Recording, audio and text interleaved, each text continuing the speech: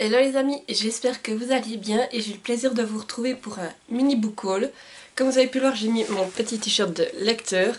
Je trouve trop mimi et du coup je ne vous fais pas attendre plus longtemps, je vous présente tout ce que j'ai reçu. Alors je vais commencer avec les services presse. Tout d'abord j'ai reçu My World is Yours d'Elodie François aux éditions EH, donc je remercie les éditions EH de m'avoir fait confiance. J'ai obtenu ce service presse directement sur NetGalley. Euh, Ici du coup on va suivre Maxine qui n'est pas très heureuse en ce moment car elle a perdu tout coup sur coup son boulot et son copain.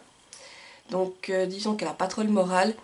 Et c'est sa sœur et ses amis décident de l'envoyer se promener dans les montagnes et les forêts de Tenerife. Alors certes ça partait d'une bonne intention mais c'est pas forcément ce qui fait le plus envie à Maxine en ce moment. Et là-bas elle va rencontrer Achille qui est le guide. Au départ entre eux ça va être assez houleux et suite à cela il pourrait bien se développer d'autres sentiments. Voilà. Donc pour moi c'est un service presse qui me faisait vraiment envie et j'avais hâte de découvrir la plume d'Elodie François. Comme vous le savez, j'aime beaucoup cette autrice et je trouve la couverture magnifique et surtout de savoir que ça se passera avec un peu du voyage, tout ça, ça me tente beaucoup. Et comme vous en doutez, eh bien normalement c'est une romance contemporaine, mais j'ai hâte d'en savoir plus et de découvrir tout ça, donc comme vous en doutez, je vous en reparlerai tout prochainement. J'ai également reçu le tome 1 de Sphera, Ne rien sauver d'Alice Nin aux éditions Explora. Donc je remercie les éditions Explora pour l'envoi de ce service presse qui m'ont envoyé via Simplement Pro. Les sites, je vous les mettrai dans la barre d'infos si ça vous intéresse éventuellement.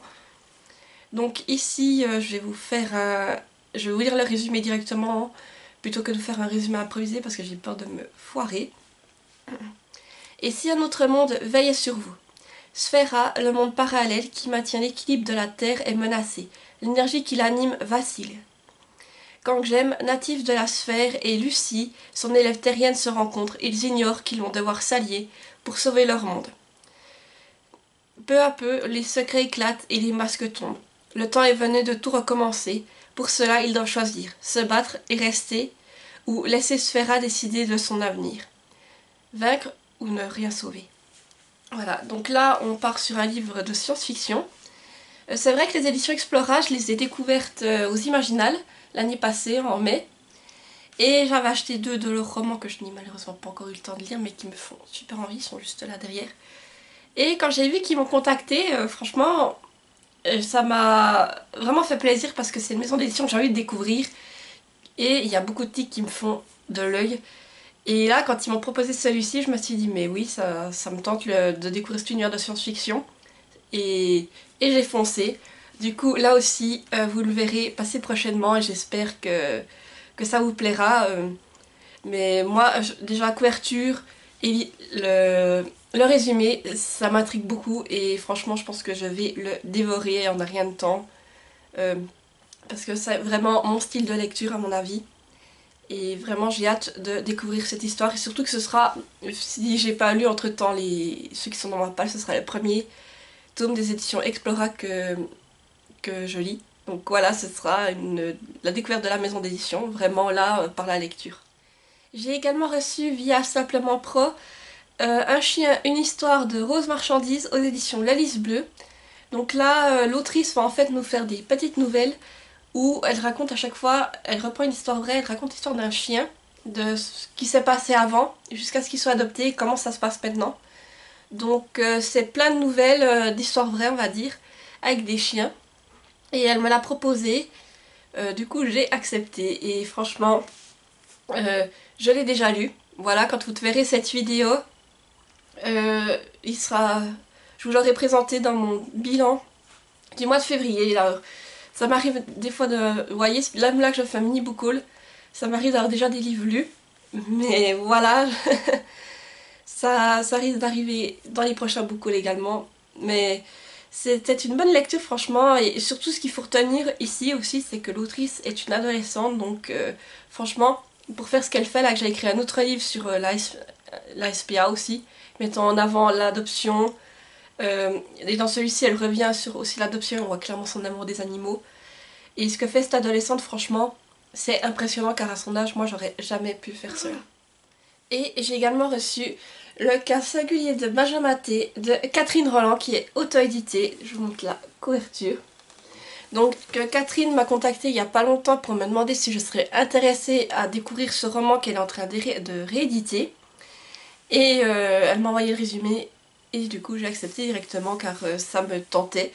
J'ai lu tous les livres de Catherine et franchement j'ai apprécié, que ce soit c'est des jeunesses fantastiques, du thriller, polar, et maintenant là on part plus sur un autre style, mais j'ai envie de découvrir tout ça. Franchement je suis preneuse. Et là, alors je vais vous lire le résumé aussi, mais je vous dis, moi, quand je l'ai lu, ça me fait vraiment envie. Rien ne va plus pour Benjamin Tellac. Quitté par sa femme, rejeté par son fils, il risque de perdre son travail d'ambulancier à cause de ses crises d'épilepsie qu'aucun traitement ne réussit plus à contrôler. Sur les conseils de sa neurologue, il accepte de tester un nouveau médicament révolutionnaire. L'étrange vision commence bientôt à l'assaillir. D'un réalisme troublant. Sans signe avant-coureur, il est projeté en 1944, en plein maquis, dans la peau d'un résistant prénommé Benjamin. Comme lui. Hallucination, effet secondaire du traitement. Et si la vie lui offrait une deuxième chance, une possibilité de tout changer pour mieux recommencer. Voilà, donc franchement j'aime beaucoup l'idée de voyage dans le temps, on va dire en guillemets, comme c'est expliqué là, de repartir en 1944 et j'adore comment l'autrice a tourné ça. Là c'est un roman qui fait un peu plus de 320 pages et il est écrit je trouve quand même assez petit, assez serré, mais si je suis prise dedans je pense que ça va se lire tout seul. Je trouve juste un début, j'aimerais juste trouver un début de chapitre pour vous montrer, mais je sais pas si je ne trouve pas. Tant pis, je vais vous montrer comme ça, regardez. Mais voilà, en tout cas encore merci Catherine et j'ai hâte de découvrir ce roman et comme les autres vous allez le voir passer assez rapidement. Et là on va passer du coup à mes achats. Alors là c'est un livre que je vais vous présenter, que ça fait déjà 2 fois que j'oublie de vous présenter. En fait j'avais gagné un calendrier de l'Avent et j'ai reçu ce livre. Du coup voilà, il était dans un autre tas parce que je pouvais pas le mettre dans le tas que je fais habituellement pour les book hauls. Et chaque fois je l'oubliais. Et cette fois je me suis dit allez, faut que tu le présentes quand même. Du coup c'est Chauve de Scorpie et sous édition Grimoire et la Plume. Voilà, je vous montre, c'est un roman qui a l'air, c'est plutôt un roman graphique qui a l'air idéal pour la période d'Halloween. Et derrière il y a juste écrit « Mais qui se cache derrière cette poupée au visage si particulier ?» Alors je l'ai un peu feuilleté et j'aime beaucoup le style. Si vous voulez regarder, les pages sont un peu effets, sont grisées comme ça. Voilà, on a le texte qui est assez grand, assez aéré je trouve. Et du coup, pendant que je l'emmène, elle fait un peu plus de 90 pages et il y a des dessins aussi dedans qui sont super beaux. Si j'arrive juste à vous en retrouver un, c'est toujours ça le souci. Mais oui, les dessins ont l'air super beaux. Et je me dis que pour la période Halloween, ça peut être super. Donc je remercie encore les éditions Grimoire et la Plume de me l'avoir envoyé. Et je me réjouis de le découvrir, mais plutôt en période d'Halloween. Je pense qu'il passera bien. En plus, ça arrive de se lire assez vite. C'est quand même un roman illustré. Sinon, j'ai reçu ma dernière commande France Choisir. J'avais commandé le tout dernier Frisson Suisse, le violon de l'angoisse d'Harry Koumourouyan aux éditions Ouzou Suisse. Voilà, je vous montre la couverture. Elle est sublime. Par contre, en main, il me semble plus petit que les autres. Alors après, on verra si je me trompe ou pas. Alors, je vous lis le résumé, comme pour les autres. En vacances à New York, Loïc, Vae et Clémence assistent à un accident au cours duquel une violoniste, Sarah, voit son instrument détruit. Une amitié naît et se développe quand Sarah vient à Genève pour participer à un concours de musique. Une mécène lui prête un violon d'une grande valeur pour remplacer celui qui a été brisé. Mais peu avant le concours, le précieux instrument disparaît mystérieusement. Le trio mène l'enquête pour aider leur amie. La jeune fille pourra-t-elle retrouver son violon et participer à la compétition qui changerait le cours de sa vie, celle de la remporter. Voilà, donc les frissons suisses, comme vous le savez, je les adore, je les ai tous, ils sont là derrière aussi. J'aime bien m'en lire en période d'Halloween car je trouve que c'est sympathique. Et alors comme je disais, celui-là me semble plus petit. Est-ce que c'est le cas? Il fait... Ah non, il fait un peu comme les autres. Il est à 100, un peu 115 pages environ. C'est écrit grand et aéré. Parce que ça reste du jeunesse. Et surtout ce que j'adore, les frissons dessus, c'est qu'ils sont illustrés. Et dans celui-ci, j'aime bien les illustrations, franchement. J'aime beaucoup. Et je pense que ça va être une lecture qui va être sympa à découvrir. Et comme tous les autres, j'ai hâte de lire tout ce qui me reste. Parce que là, je crois que j'ai bientôt toute la collection. Il y en a plus d'une dizaine dans ma pile à lire. Il faut que je les lise cette année. Peut-être que j'essaierai d'en lire 2. Mais je sais pas encore lesquels. Mais franchement, je préfère l'avoir dès sa sortie comme ça. Il est avec les autres et franchement, c'est pas parce que je ne le sors pas tout de suite qu'il ne me fait pas envie. Et le dernier livre que je me suis pris, il s'agit du CAC Jacques Spark, le tome 2, Automne traqué de Victor Dixon. Et c'est aux éditions, je crois que c'est Gallimard. Je cherche toujours parce que je sais jamais. Oh là là, c'est que c'est noté. Édition Gallimard Jeunesse, effectivement. Donc ici, on va suivre Jacques qui part en colonie de vacances, mais un peu une colonie de vacances de redressement. Et il va suivre des séances avec, je crois, une psy ou voilà. Et ce qui est bizarre, c'est qu'après chaque séance, son corps subit une transformation. Voilà, donc ça c'était le résumé du tome 1, je vais pas vous résumer le tome 2 pour pas vous spoiler. Et c'est comme ça, je voulais cette saga car en fait, j'ai déjà expliqué plusieurs fois, mais si vous avez regardé mes autres vidéos, vous le savez, mais pour les autres, j'ai pensé à tous les Victor Dixon qui existaient. Il me reste Vampiria qui est là derrière à lire. Sinon toutes les autres sagas, je les ai lues et terminées. Et je me disais, ben voilà, il faudra que je lise les Vampiria. Et je voulais pas les lire tout de suite parce que je sais qu'ils sont pas encore tous sortis. Après là, je crois qu'il y a la première trilogie qui est sortie. Après, ce serait une autre trilogie, toujours sur Vampiria. Et un jour, en allant sur Livradic, par hasard, j'ai tapé Victor Dixon. Et je me suis rendu compte qu'en fait, il y avait une saga que je n'avais pas. C'était celle-ci. C'est sa toute première, si je dis pas de bêtises, alors que moi, j'étais persuadée que sa toute première, c'était Animal. Et du coup, j'avais tout faux. Alors du coup, je me la suis commandée, sauf que le problème avec cette saga, c'est que moi, j'aurais bien voulu avoir tout en neuf. Mais comme ça fait un moment qu'elle existe, et ben certains tomes, c'était de l'occasion, donc dont celui-ci. Je crois que le premier, c'était un neuf. Le 3 aussi, il y a celui-là que j'ai dû prendre en occasion. Et je dois vous dire que je suis un peu, ouais, déçue du fait que moi j'adore, quand je veux, j'achète presque quasiment que du neuf. C'est rare que je prenne l'occasion. Et là quand même je trouve que la couverture elle est un peu abîmée sur les côtés, alors que j'avais pris quand même celui qui était le seul qui était noté en très bon état. Alors pour moi du très bon état c'est comme neuf. Et là je vois que justement la couverture là elle se détache, le noir. Je sais pas si vous voyez bien la caméra là aussi. Il y a tout des traces blanches, alors je vais essayer de les gratter, voir si c'est de la colle ou je sais pas quoi. Là il y a tout de la colle et en plus il est déchiré là, dans le coin. Et pareil derrière il est tout sale, il est tout plié et puis les pages sont toutes jaunies. Donc c'est vrai que j'étais un peu déçue parce que pour moi quand on me dit très bon état, ça m'équivaut comme neuf. Et que ça pour moi c'est plus bon état. Alors c'est vrai que ça a été un peu la déception. Je sais que certains, comme mon copain quand je lui ai expliqué ça, il m'a dit mais moi je le trouve en très bon état. Je le trouve... on m'a renvoyé ce livre là comme ça, moi j'aurais pas chipoté. Alors il m'a dit peut-être que toi tu chipotes parce que tu commandes que du neuf. Mais c'est vrai que moi j'ai été un peu déçue. Surtout que je sais que je peux pas l'avoir en neuf. Alors si j'avais pu je l'aurais pris en neuf. Mais là je dois me contenter de ça. Et c'est vrai que de voir qu'il a pas abîmé tout ça, ben... Ah mais moi j'ai horreur de ça quand mes livres ils sont abîmés. Euh, je... Je sais pas mais... Ça m'érisse quoi.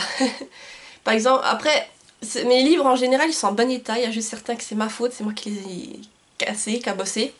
Ils ont eu des petits accidents, mais ça c'est ma faute. Il serait arrivé comme ça m'aurait... ouais... J'aurais pas été contente on va dire. Ou bien si je savais que c'était censé être neuf et qu'il serait arrivé dans cet état-là, il repartait direct. Retour. Mais voilà, moi après c'est une habitude, je sais que certains prennent des livres d'occasion, ils vont se dire mais je sais pas pourquoi je chipote. Moi j'ai pas cette habitude là, je préfère avoir du neuf, les garder, et puis surtout en général je garde tous mes livres, ou si je les redonne ils sont nickel. À part comme je vous dis s'ils ont eu un petit accident entre deux, mais c'est rare. Mais j'aime avoir des livres neufs, je préfère investir, avoir des livres neufs pour bien mettre dans mes bibliothèques et je sais pas. C'est une habitude, moi je fonctionne comme ça. Et c'est vrai que des fois je prends des livres d'occasion, mais quand je vais dans des bourses aux livres, et là l'occasion, on va dire, je pouille. C'est-à-dire que si je vois que il y a plusieurs versions d'un même livre, je les prends les quatre, par exemple, les quatre mêmes versions, et je fouille pour prendre celle qui est en meilleur état.